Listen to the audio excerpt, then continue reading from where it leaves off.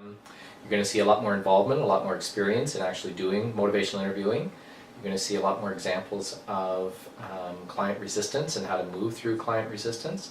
And I think you're going to see a stronger application of the skills that we've taught in Level 1.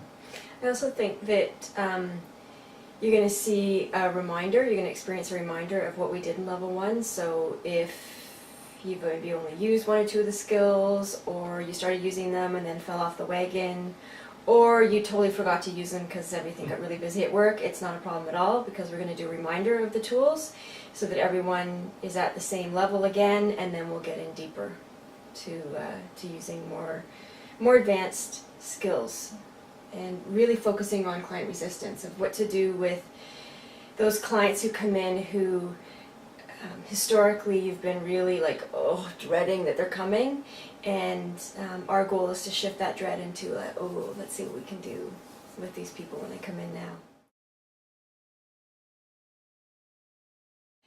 I think one of the things that'll happen with the Level 2, one of the things that does happen with Level 2 is that you'll feel more confident in using the tools. So the Level 1's really a taster.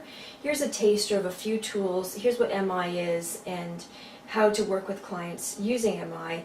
And in Level 2, it's getting more deeply into the skills and practicing them so that when you leave, you feel really confident in your skill set and your abilities to actually put this into practice, rather than having the monkey chatter in the back of your mind of, am I doing it, am I not doing it, am I doing it, am I not doing it?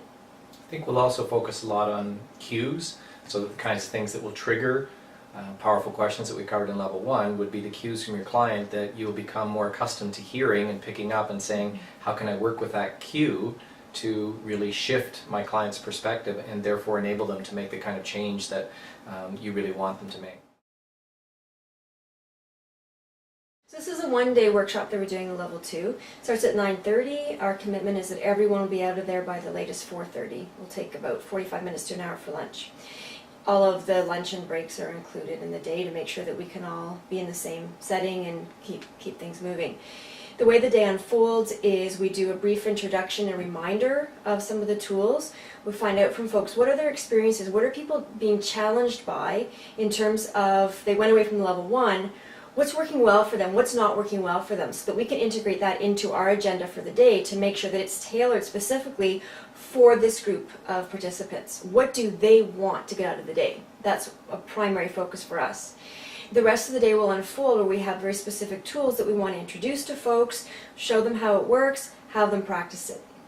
Yeah, lots of practice where they're really working, I wouldn't say working hard, but working intensively on getting into a repertoire that they can actually do the skills that we're teaching and feel confident. So where in Level 1, if they remember, they did a lot of experiential stuff where they were working in pairs, they'll be working in pairs again, but the difference this time is it's a smaller group and we can spend more time with individual pairs really locking in the skills that we teach instead of just letting them run with the skills. This time you get to actually experience and have us give you feedback if you want it and move those skills really deeply into your repertoire. Yeah, it's a little more of an intimate setting. I think so. And one of our commitments is we also will have a day filled with fun.